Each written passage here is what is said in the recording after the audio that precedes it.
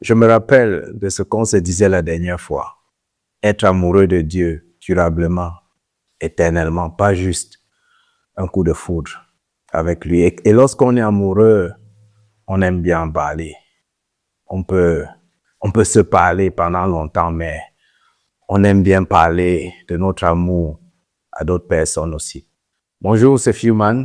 Toujours le même plaisir de vous retrouver.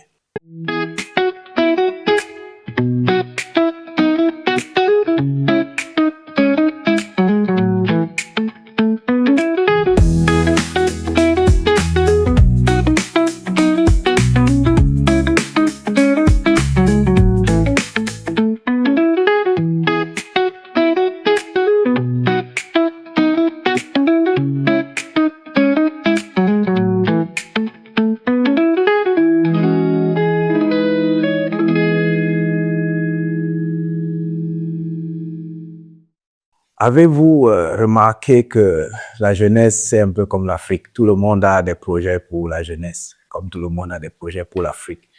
Sauf l'Afrique qui semble n'avoir aucun projet pour elle-même.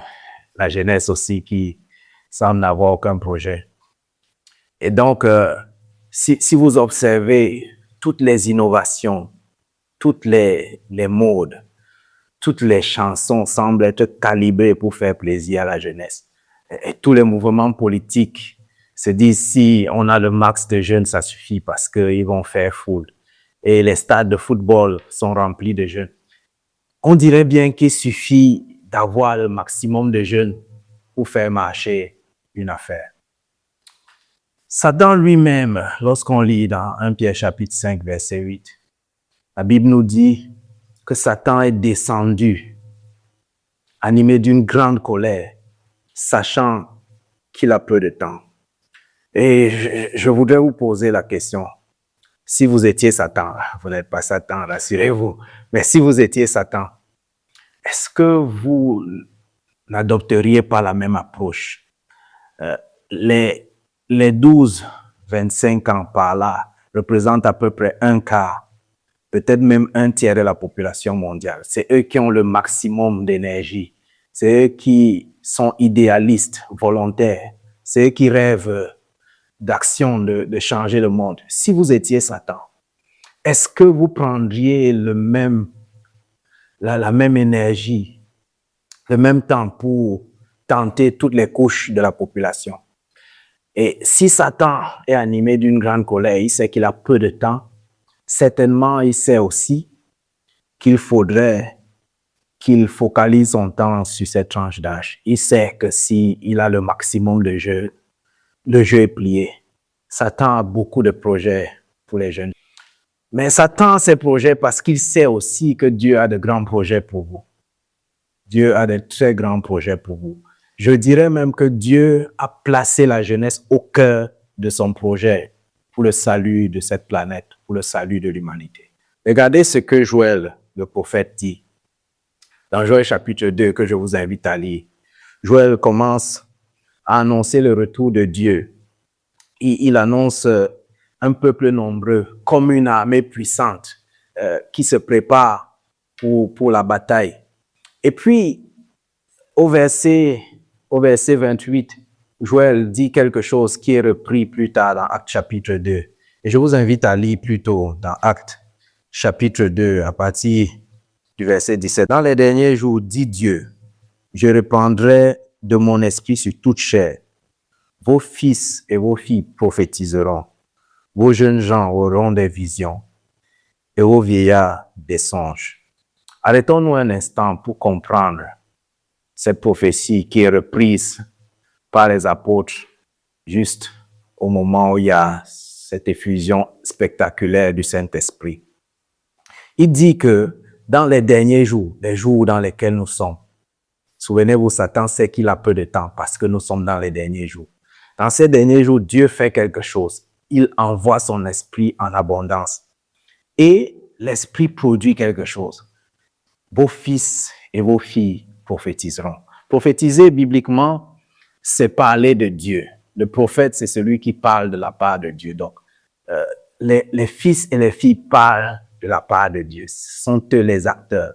Il dit, les jeunes gens ont des visions et les vieillards des songes.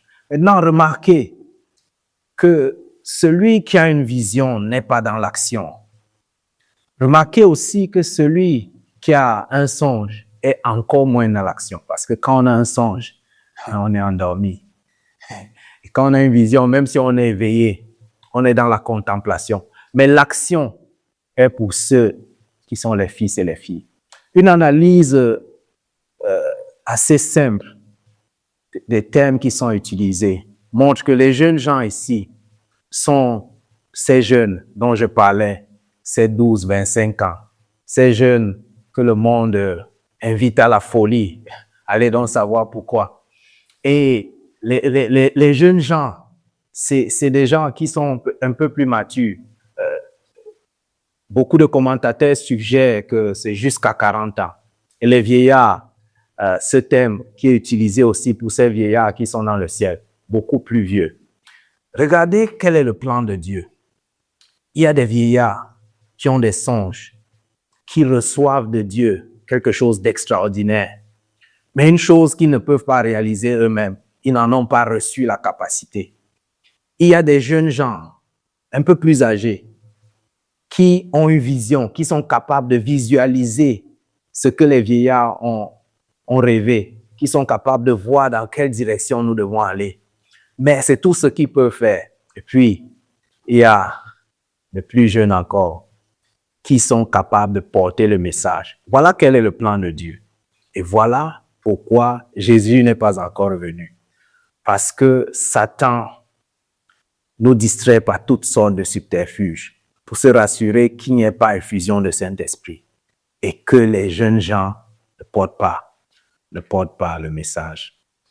Vous verrez dans beaucoup d'endroits où les jeunes gens, même à l'église, sont nourris comme à la mamelle. On se dit, quand ils seront plus vieux, ils pourront faire quelque chose. Et puis, il y a ces moins jeunes qui se battent à être actifs alors qu'ils devraient être maintenant en train de donner les grandes lignes comme un capitaine pour son unité. Et il y a ces vieillards qui, au lieu de transmettre la vision, sont en pleine action. C'est eux qui se battent à prophétiser. Le modèle sort directement des laboratoires de Satan. Mais Dieu vous a vu, Dieu vous a formé. Il sait de quoi vous êtes fait et vous a placé au cœur de son plan pour le salut de l'humanité. C'est vous qui devez porter le message, qui devez prophétiser. Comprenez donc pourquoi le monde a autant de distractions pour vous. Comprenez pourquoi Satan a autant de tentations pour vous. Comprenez pourquoi il vous fait penser que vous pouvez faire cela plus tard. Parce que il sait que le jour où vous prendrez conscience, touchdown, le match est terminé. Je vous invite, mes frères, mes très jeunes frères, à y penser sérieusement. Peut-être la chose semble étrange, difficile pour vous, mais je vous invite à prendre quelques minutes dans la prière, à dire, Seigneur, me voici, jeune ouvrier, veux-tu m'employer? Que Dieu vous bénisse à son service.